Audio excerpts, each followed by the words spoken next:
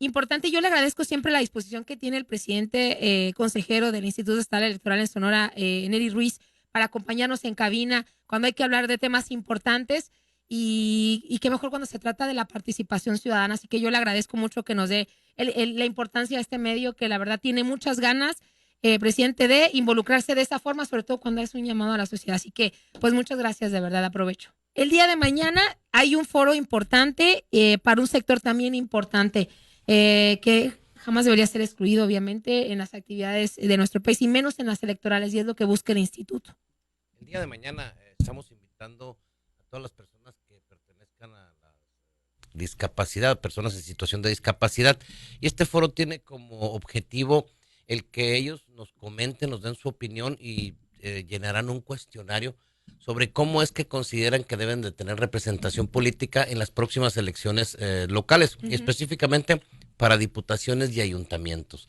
Esto es importante porque cuando hay una omisión en las leyes en donde no se les considera esa representatividad política, pues el instituto puede tomar acciones afirmativas, y eso fue lo que decidimos hace una semana con un acuerdo especial en donde convocamos a través de un protocolo a esas personas en situación de discapacidad para que el día de mañana nos acompañen a las 13 horas en la defensa, la Procuraduría de la Defensa del Adulto Mayor en el Periférico Norte, que son instalaciones del DIF municipal, Ajá. en donde contaremos con un sitio, una ubicación con todas las accesibilidades Sí. para ellos, y en donde realizaremos esa consulta, que es esencialmente esa consulta que se va a hacer directamente a ellos, a esas personas que tienen una situación de discapacidad, en donde ya realizamos una difusión y emitimos una serie de invitaciones.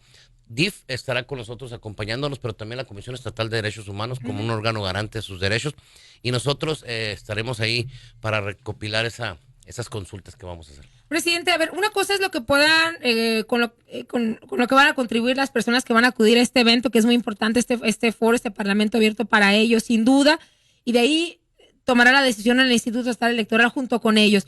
Pero a ver, siendo objetivos desde la óptica de una persona que sabe las leyes electorales, el presidente consejero, ¿cómo debería ser la participación de personas con discapacidad en el proceso electoral?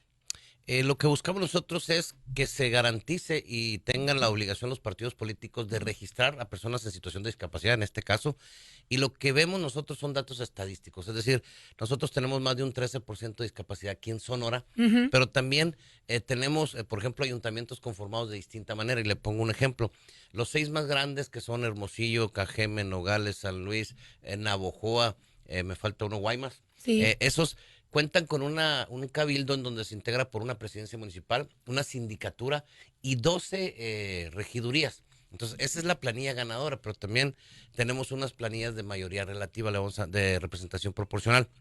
¿Qué es lo que buscamos?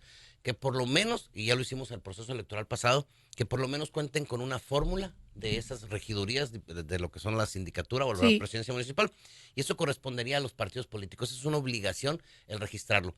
Queremos nosotros replicar en este proceso electoral porque esas acciones afirmativas son temporales, es decir, las hicimos para el proceso pasado, ahora Sí. las tendremos que volver a hacer de nueva cuenta. Pero también buscamos una progresividad, ver hasta dónde nos dan los números, los datos estadísticos. Le cuento que hay municipios que tienen, sobre todo chicos y de la sierra, hasta un 30% de discapacidad. Entonces, esos datos estadísticos son los que nos pueden ayudar un poco a definir cuántos y dónde. Es muy importante. Lo que llama la atención es que cada proceso electoral tengan que hacerlo, ¿no? Así ¿De es. quién depende de que haya un candado para que tengan garantizados un espacio las personas en situación de discapacidad? Deberá estar definitivamente en las leyes de la entidad, en las leyes electorales locales o en la Constitución misma, ¿no? Para que ya Ujú. nosotros tengamos nada más la obligación de aplicarlo literalmente sin necesidad de tener que acudir a acciones afirmativas. Así es. Y bueno, ¿y cómo ve la invitación, la convocatoria con la gente? Hay bastantes sectores. Hay personas que prefieren dentro de su, bueno, por la propia, la misma discapacidad, presidente, pues no participar. Consideran, no porque no le llamaron, simplemente porque incluso hay problemas hasta de la misma movilidad de la ciudad, la infraestructura, que no les permite, pues, estas actividades tan, incluso hasta las políticas, ¿no? Los espacios donde puede su voz ser escuchada. Sí, sí, por ejemplo, esto es importante porque en el caso de las instalaciones, pues cuentan con una accesibilidad perfecta para las personas en situación de discapacidad, Ujú. pero también nosotros en el instituto estamos tomando en cuenta que existen personas ciegas, por ejemplo. Entonces ahí nosotros contamos con un sistema de audio, digamos, que les empieza a traducir lo que se está señalando o las convocatorias mismas y el cuestionario, pero también a las personas que tienen problemas auditivos, contamos con los intérpretes de lengua de señas mexicana, por ejemplo. Entonces estamos tratando de abarcar la mayor cantidad, pero también contamos con el apoyo de dos instituciones reconocidas, uno el DIF y lo otro que tiene que ver con la Comisión Estatal de Derechos Humanos, que es especialista en la garantía de esos derechos a personas en situación de discapacidad. Creo que estamos bien asesorados, bien apoyados y estamos preparados para irlos a escuchar. ¿Cuándo ellos sabrán que la decisión que tomaron ahí o la aportación que hicieron puede convertirse ya en un hecho? Deberíamos de resolver esto a la brevedad antes del mes de enero, de Ujú. preferencia hoy en el mismo mes de diciembre, es decir, tomaríamos un acuerdo casi de inmediato nosotros, Ah, muy bien. pero necesitamos esa información. Claro, la necesitan y creo que la convocatoria está abierta, invitados todos para que vayan. ¿Puede repetir, por favor, presidente, la hora y el lugar? La hora es a las 13 horas el día de mañana en las instalaciones de la Procuraduría de la Defensa del Adulto Mayor. Es Periférico Norte sin número en las colonias de Las Flores. Contamos nosotros en la página de internet con la invitación, croquis y demás información. De hecho, nos hicimos del directorio del DIF, tanto como de la Comisión de Derechos Humanos, Sí. para hacerles extensiva la invitación a todas las personas en situación de discapacidad. Muy bien. Veo entonces, porque sin el afán de cambiar de tema, veo este trabajo que tiene que hacer lo que le corresponde al Instituto Estatal Electoral, garantizar que estos sectores sean incluidos, las minorías, también llamadas, pues sean incluidas en este proceso que se viene. A ver, tienen también trabajo en aras de que haya regidores étnicos, representación étnica en el próximo proceso. Pues hay mucho trabajo porque los partidos políticos, con todo y pasan los años, dirían las costumbres de las personas, se les sigue olvidando que hay espacios que deberían ser especial para estas personas, ¿no? Y apartadas para estas personas. Sí, en el caso del instituto hemos tenido especial atención a grupos en situación de vulnerabilidad. Señala ahorita la materia indígena. Ujú. Realizamos una consulta que duramos casi un mes en el sur del estado y bueno, en todo el estado estuvimos en 4 sedes realizando esa recopilación de información, igual con un cuestionario en consultas, pero específico en materia indígena. Y también por último, el día de pasado mañana estaremos en un foro especial para la comunidad LGBT. Esa será en el Muy bien. Instituto Estatal Electoral, en las oficinas que son de Colosio y Rosales, en donde a las 17 horas el día miércoles estará una persona especialista que es un consejero electoral de Coahuila, Oscar Rodríguez, que él es especialista en el tema LGTB y además es consejero electoral. Entonces viene a darnos una plática sobre esos derechos y ahí mismo consultaremos a la comunidad LGBT. Es decir, es darle herramientas, ¿no? Para que ellos... ¿Me permite, presidente, hacer una breve pausa y regreso con usted? Escuché Fórmula Noticias, yo platico con el presidente consejero del Instituto Estatal Electoral, ya volvemos. No sé qué plática ahorita en la pausa con el presidente consejero del Instituto Estatal Electoral, Neri Ruiz, que está en cabina con nosotros. 2 preguntas, presidente. En el caso, por ejemplo, de los regidores étnicos, qué importante el trabajo tan arduo. No sé si le corresponde al Instituto Estatal Electoral o a quién verificar que efectivamente la persona que vaya a ser presentada por un partido político sea un representante étnico. Y yo quiero poner un ejemplo en la mesa. La comunidad Comcac, por ejemplo, la nación Comcac. Son pleitos constantes por la representación del pueblo, ¿no? Entonces, ¿cómo va a llegar alguien a la regiduría de Hermosillo que verdaderamente represente los intereses de la comunidad?